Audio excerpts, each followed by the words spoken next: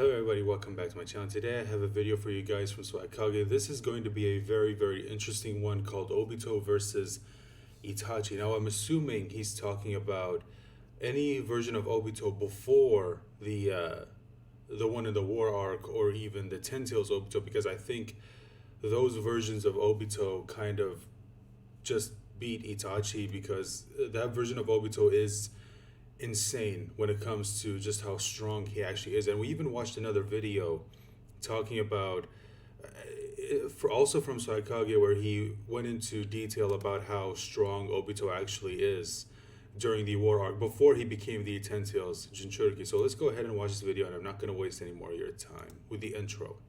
How's it going, everybody? Swagkage here, and welcome to Itachi versus Obito, the versus battle of the week. And before you guys jump me for doing another Uchiha battle after I said I was gonna try to avoid those, I really did mean it when I said it. But, well, it seems like a lot of you have been very vocal about the fact that you've grown pretty tired of the Uchiha battles. Another sizable portion of my audience wouldn't leave me alone about doing Itachi versus Obito. I couldn't escape the numerous, plentiful comments on all of my recent versus videos asking me to do this battle in particular, and so I was like, ah, fuck, I'm in a bit of a pickle, aren't I? So because of the overwhelming popular demand, I'm gonna make an exception here. And look, to those of you who are super anti-Uchiha, I'm sorry, but come on, give me a break. Anyway, as for how I'm gonna be handling this video, so I'm not going to talk about the abilities of both characters as extensively as I have in my previous videos, because I've already discussed Itachi on numerous occasions, and there are way too many different versions of Obito for me to go over all of them here without making the video like an hour long. Now, I will talk about some versions of Obito in more detail than others, as obviously I need some analysis here, right? Like, I can't just be throwing around my opinions with no evidence or facts to support them. But when it comes to the Obito variants that I just think thoroughly thrash Itachi, I don't think there's much of a point in extensively discussing what they're capable of, because I can make my points about how I think Itachi fares against them pretty quickly. On another note, unlike my previous versus battle videos where I started with the earlier incarnations of the characters and progressed to their later forms, I'm going to be doing the opposite here, where I start with the latest versions of Obito, then compare them to both versions of Itachi, living and Edo Tensei, obviously separately, not together at once, and then move on to the version that preceded it. That way I can get a lot of the more obvious matchups out of the way quickly, since Itachi doesn't really fare too well against the more powerful versions of Obito. So anyway, now that I've made all of that clear, let's just jump right into the battle and start out with round one, Itachi versus Jubito. Now look, this is just mean, okay? Itachi is hopelessly outmatched against Jubito here, and honestly, I don't even want to talk about this battle because I just feel like a bully. But surprisingly, again, if there's someone in the comments who wants to try to make an argument for in any way, shape, or form Itachi could win this, again, you're welcome to try, but I don't see it happening. Ten Tails Obito is way too overpowered. I don't see Itachi winning this. And I'm an Itachi fan. You guys know that. I am a big fan of Itachi. He's one of my top, I'm pretty sure he's in my top 5 of favorite characters in the entire series. And yet, I'm sorry, I don't see him winning this. I just don't. I'm sorry.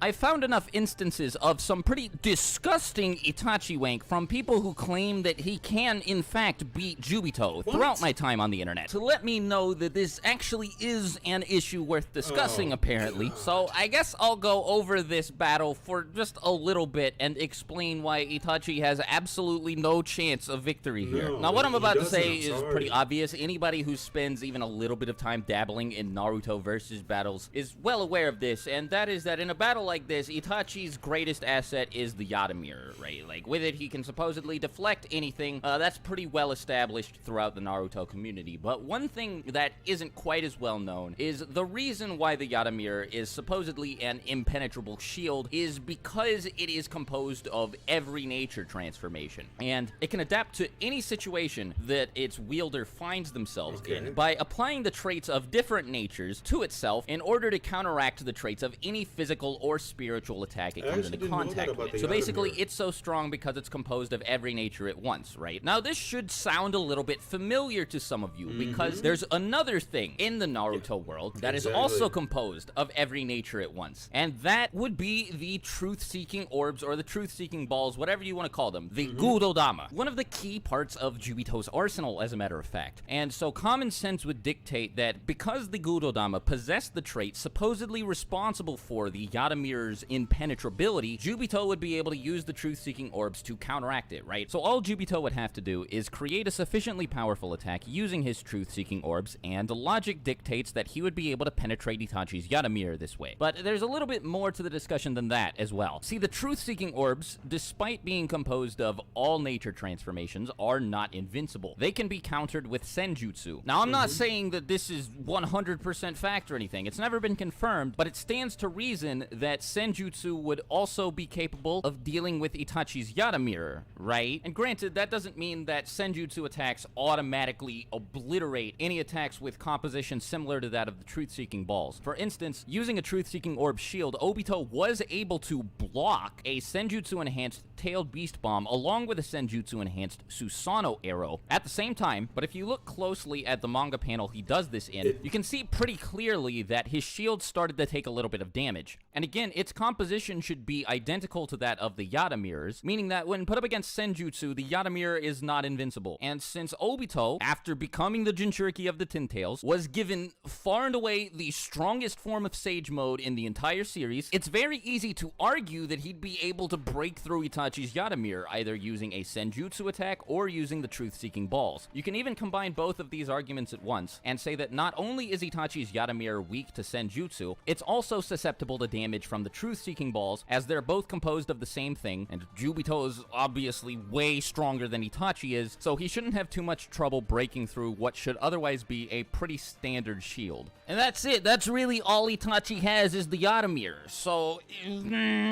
doesn't really look like he's gonna be able to do anything to Jubito. Yeah, he has the Totsuka blade, which he can use for an insta-kill here, but it's so fucking what? If Obito fires a Jubi blast at Itachi, you think he's just gonna survive that? Absolutely not. And his Edo Tensei regeneration powers aren't even a factor in this battle because the truth-seeking balls nullify those. So living or dead, Itachi gets washed. Now, even if he can't break through the Yatamir, it's not like the thing is omnidirectional. So if Obito goes with 4 Crimson Ray formation Biju Bomb, the attack that he used to nearly single-handedly wipe out the entirety of the allied shinobi forces, Itachi's fucked. End of story. I'm sorry. Obito takes this round negative difficulty. Guys. So next up, we have White Mask Obito with the Rinnegan, the Mangekyo Sharingan, and 6 Jinchuriki at his disposal. That Again, I know this is something a lot of people don't want to hear because, and again, I've noticed this when it comes to people who do versus battles. Well, not the people on YouTube, but people who participate in versus battles, which is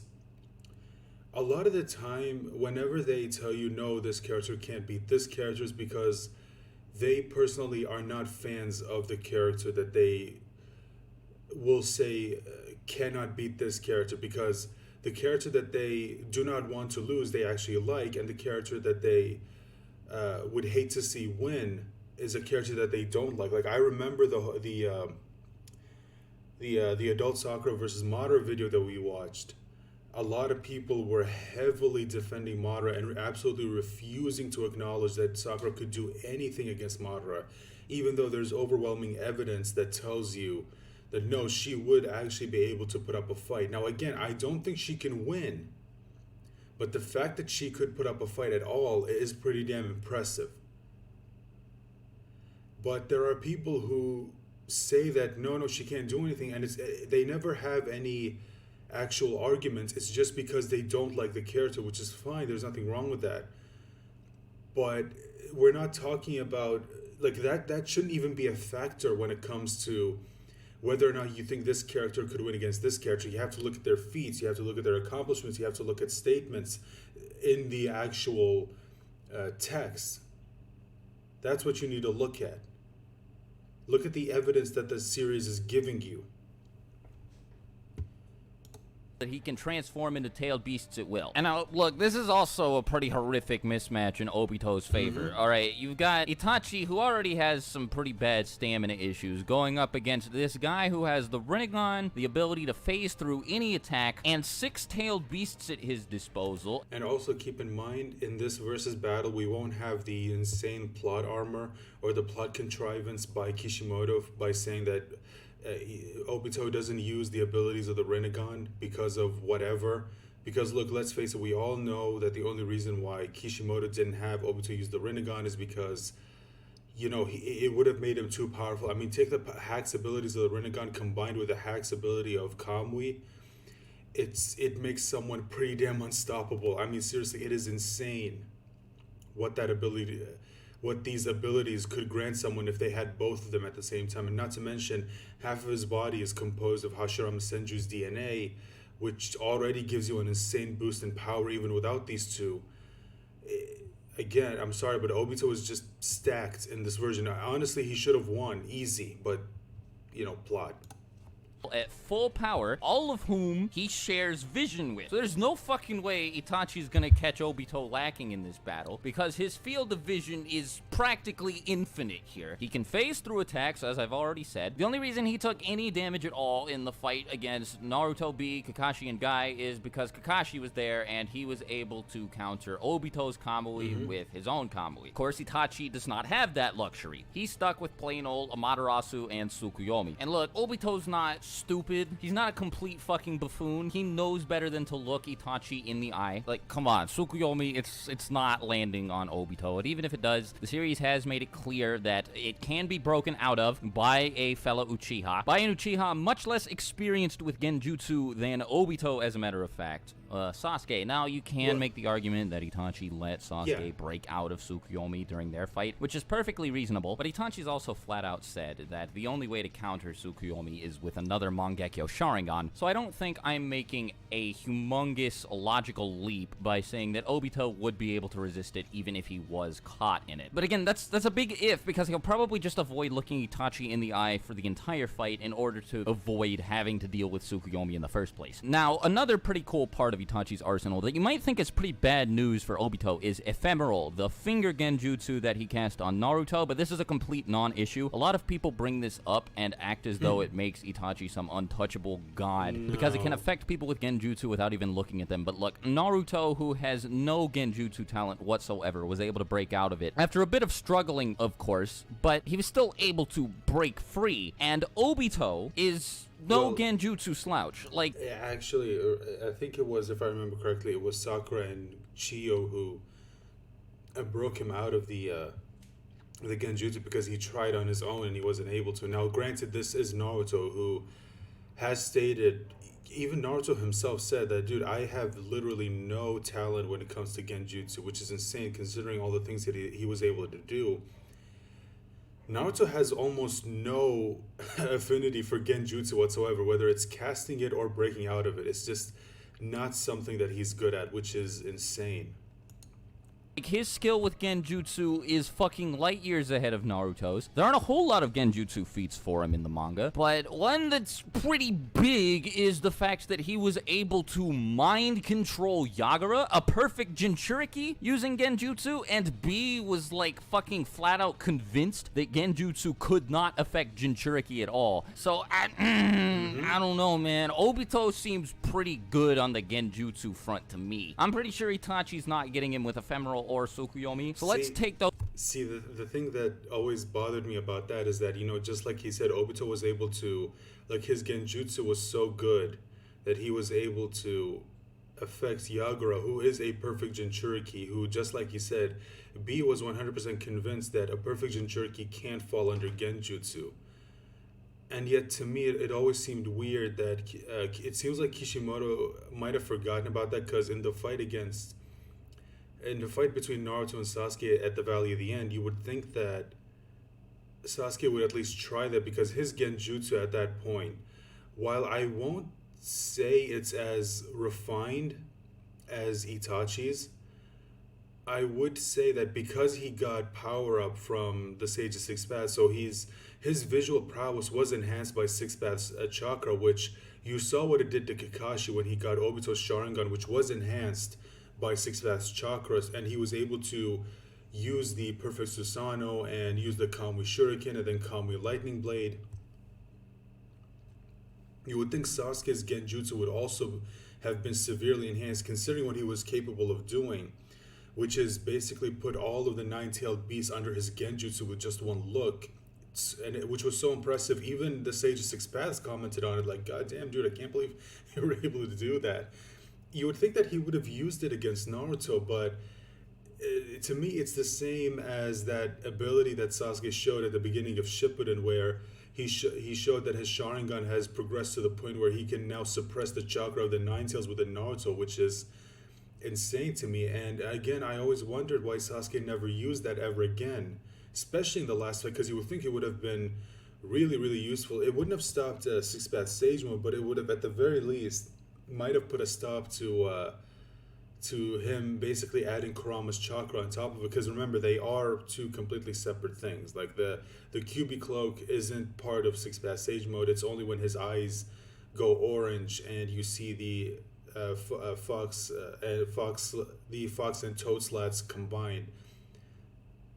That's when you know he's in Six Path Sage Mode, and then he just stacks the QB chakra mode on top of it. So again, it's just it always kind of bothered me whenever I go back and you reread the story or you rewatch the anime and you see characters use certain abilities and you always wonder why they never use them ever again. Now sometimes there is an explanation, like again, Sasuke tried to use Genjutsu against B, and that didn't work, but you would think that he would have figured out that since his Genjutsu has enhanced has enhanced by a lot by the time of the war, you would think that he would have basically figured out that maybe it would actually work against Naruto. But I don't know, it's just it always bothered me that Goes off the table. It always bothered me, like I said, how again it's like Kishimoto seeming to have forgotten that characters can do certain things. At the very least, they're not going to wipe Obito out immediately, right? I think that's fair. So ninjutsu's completely worthless against him because not only can he phase through it, but he can also presumably absorb it. Now, Obito never used the abilities of the Rinnegan, but he made it pretty clear that he still can. Kakashi was like, he's probably not doing it because we already know how to counter them because we fought Pain and, it take up a whole lot of chakra. And Obito was like, precisely, that is exactly why Kakashi... Again, this has always bothered me because, yeah, I mean, knowing how to counter another person's ability is very, very useful, but just because you know how to counter them doesn't necessarily mean that they're completely useless. For example, again, look at the fight between Naruto and Sasuke at the Valley of the End. Even though Naruto knew all of Pain's abilities, or the Rinnegan's abilities, Sasuke was still capable of utilizing them in a fight, especially near the end, where he was able to absorb Naruto's chakra and make it his own, which is insane. And this, again, like I said, this just to me just seems like a convenient excuse to not have Obito use the Rinnegan's abilities.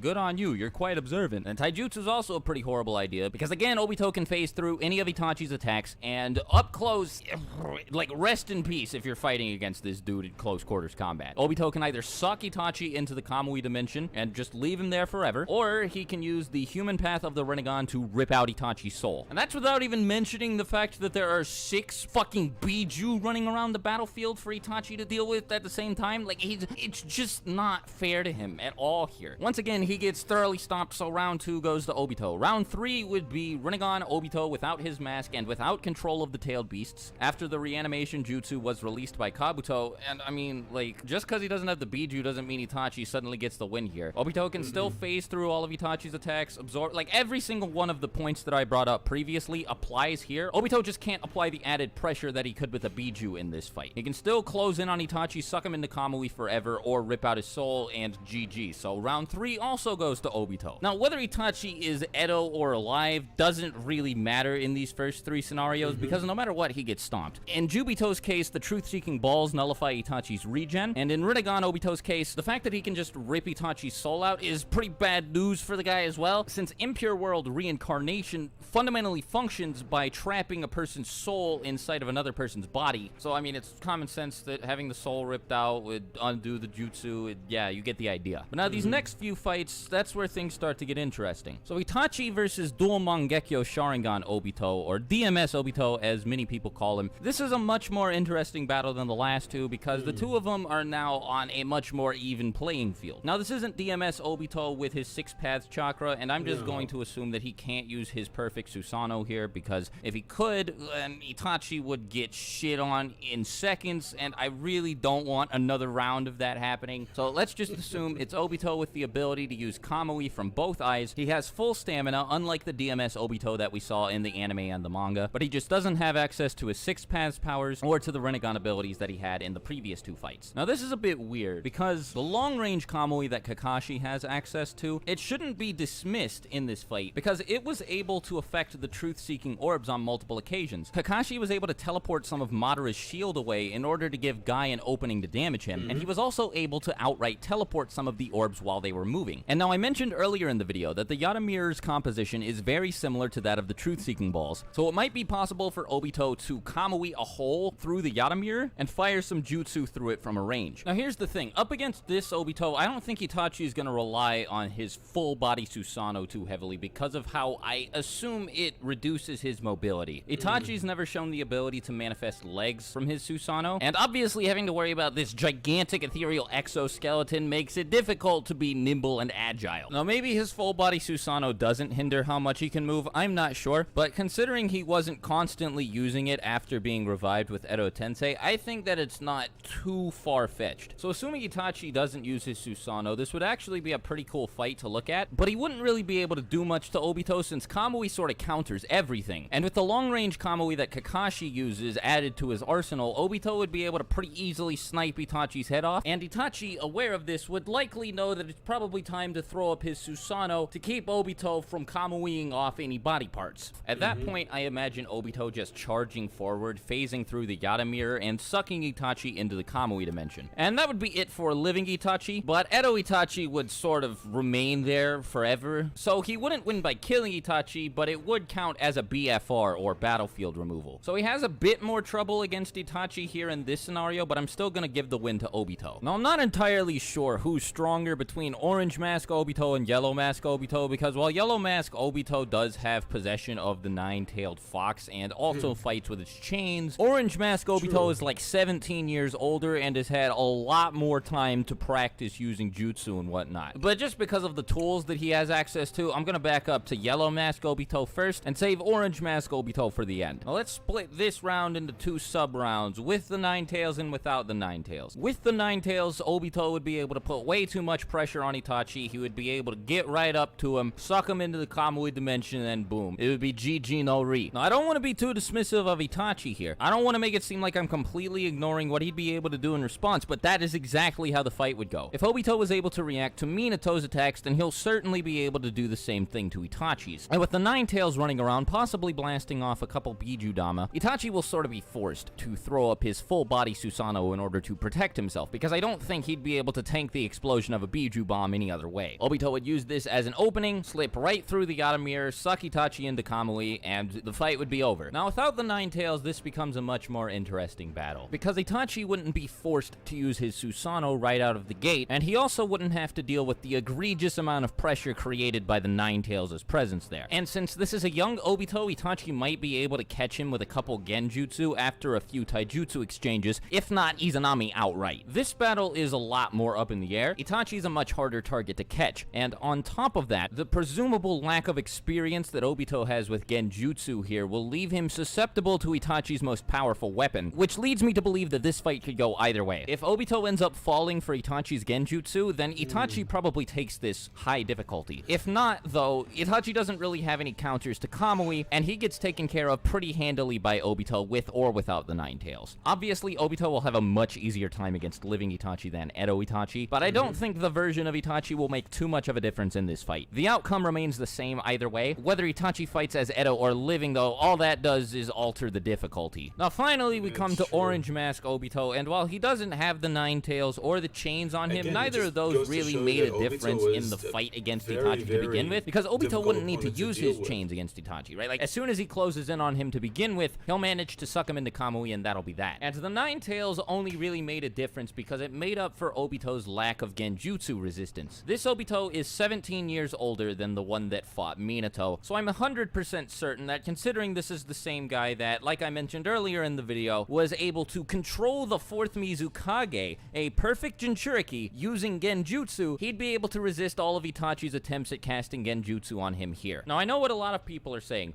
Oh, but Swagkage, Obito was scared of Itachi. He said after Itachi died that the leaf was no longer off limits and that he could go attack him. Well, you think he wanted Itachi to fucking leave the Akatsuki? No, of course not. He was a very valuable asset to the team. And why take that unnecessary risk anyway? He knew Itachi was going to die eventually, that it was going to be part of a planned battle with Sasuke, which he planned to take advantage of in order to get Sasuke to join the Akatsuki in Itachi's place. It just doesn't make any sense for him to take a risk he doesn't need to when he knew Itachi was going to die to begin with. Sure, maybe he was a little uncertain about fighting the guy, but that doesn't mean he thought Itachi was stronger than him. There were a whole lot of bad things that could have happened if Obito attacked the leaf before Itachi's death. So now that we've got that out of the way, that Obito's statement does not mean he is scared of Itachi because he's stronger than him or whatever, let's talk about the actual fight. So basically, Itachi's physical attacks, as in every single one of these rounds, will have absolutely no effect on Obito unless he can find a way to outlast the 5-minute time limit. And even then, I'm pretty sure that that 5-minute time limit is only strictly speaking consecutively. Like, if Obito takes a break from phasing through attacks for even a fraction of a second, then this timer should reset, as I know that the battle against Naruto, B, Guy, and Kakashi took way longer than 5 minutes, and Obito was able to phase through all of their attacks right up until the very end. So it's not like he has to beat Itachi within 5 minutes or anything like that. Let's make that clear. Meaning that, again, Itachi has no chance to land any physical attacks on him whatsoever. The only part of Itachi's arsenal capable of dealing with an intangible enemy like this would be genjutsu, and I've already explained why genjutsu is ineffective against Obito, so I can't really see any way that he comes out on top here. Obito already has way too much intel on Itachi for anything he tries to be effective, including Izanami, so I think I'm gonna have to give Orange Mask Obito the win as well. So in conclusion, Itachi wins maybe 1 round, depending on Yellow Mask Obito's resistance to genjutsu, and Obito wins all of the rest. So sorry for sort of glossing over both characters' abilities for the most part in this battle. I know I didn't cover them as extensively as I could have, but I just didn't want this video to be like an hour long, like I said. But anyway, leave your thoughts about the battle in the comments below. If I got anything wrong, of course, let me know in the comments, and I'll make sure to address it. If you have any ideas for future versus battles, make sure you let me know in the comments as well, and until my next video, I'll talk to you later. Swagkage out. Bye. So just out of curiosity, looking at this panel, how many of you remember when this happened, you thought, oh, okay, well, this guy, I don't know, it's just, I mean, he seems goofy. And then imagine later on, also, just out of curiosity, it's the whole Toby thing. I mean, you're telling me Kishimoto couldn't have come up with another name? Because, I mean, if you rearrange them, it does spell Obito, and come on, I mean, Kishimoto, again, I don't know if Kishimoto did this on purpose, but it does feel like he was just blatantly telling you, like, yeah, this is Obito. Like, he was just saving us all the trouble of eventually, you know, doing the whole mask reveal and it's Obito. And instead of actually playing into it, he sort of subverted the trope of trying to hide the person's identity and then eventually having that reveal, and instead deciding to basically tell the audience, like, look, I already know you're gonna figure this out at some point, so I'm basically just telling you, like, yeah, this is Obito. I'm not even gonna bother to try to hide it from you. It's like most people probably already figured out that, yeah, this is Obito. And even when he was doing the voice, the deep voice, the Madara voice, and then calling himself Madara Uchiha, and it's a lot of people probably thought, wow, he's really gonna stick with this. Like, you're wondering just how long it's gonna be. And then I'm sure a lot of people did buy that it was indeed Madara, and that maybe it was Madara who's who's just pretending to be Obito, and then of course when it's revealed it was Obito, we all came to the conclusion of, oh, it turns out we were right the entire time, especially when Madara, the real Madara, showed up at the in the war. So yeah, that's the video. So there you go, guys. That is the video. Again, I know a lot of people probably didn't want to hear this, but Obito is he's just way too again, Rinnegan Obito, Ten Tails Obito. I think a lot of people can accept that. Yeah, there's no competition. Itachi wins. Excuse me, Obito wins. Itachi loses. And then of course you have Orange Mask Obito and Yellow Mask Obito, which Yellow Mask Obito, I would say, yeah, he has a better chance of winning. But Orange Mask Obito is just, the problem is he's way too hacks. That's the problem. Like Kamui just makes him way too hard to deal with. It's almost like what Kamui is to Obito, or how do I say this? What Kamui is to Obito, what regeneration is to Naruto and Hashirama. It's like one of the things that make characters like Naruto and Hashirama Senju difficult opponents to fight is they have regeneration abilities. The Nine Tails not only gives you an insane amount of chakra, which you can use to infuse into your attacks to make them stronger, but at the same time, the Nine Tails also heals any of your wounds, so any damage you take can also be instantly healed. And even if you're someone like an Uchiha who has all these hacks abilities, you have to keep just fighting to eventually reduce their chakra supply to a point where they now can be damaged, and they don't have enough chakra to heal their bodies. And it's what makes, if you think about it, it does kind of make them the perfect opponents for the Senju, for the Uchiha, because the Uchiha, while they do have all of these insanely powerful and hacks abilities, the problem is that A, they use up a lot of chakra, and B, they use up a lot of stamina. So because of that, they can't fight for too long. Now, some of them are the exception, like Madara and of course Sasuke.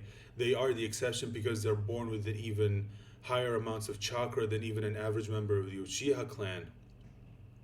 So they are able to put up a better fight, but it's like, yeah, I'm willing to bet if Naruto and Hashirama didn't have those abilities of, regeneration and those insane amounts of chakra, they would not be as hard to deal with as they were in the series. So with that being said, guys, thank you so much for joining me in watching this video. If you enjoyed it, you know what to do, all the YouTube things. Hope to see you for the next one. Bye for now.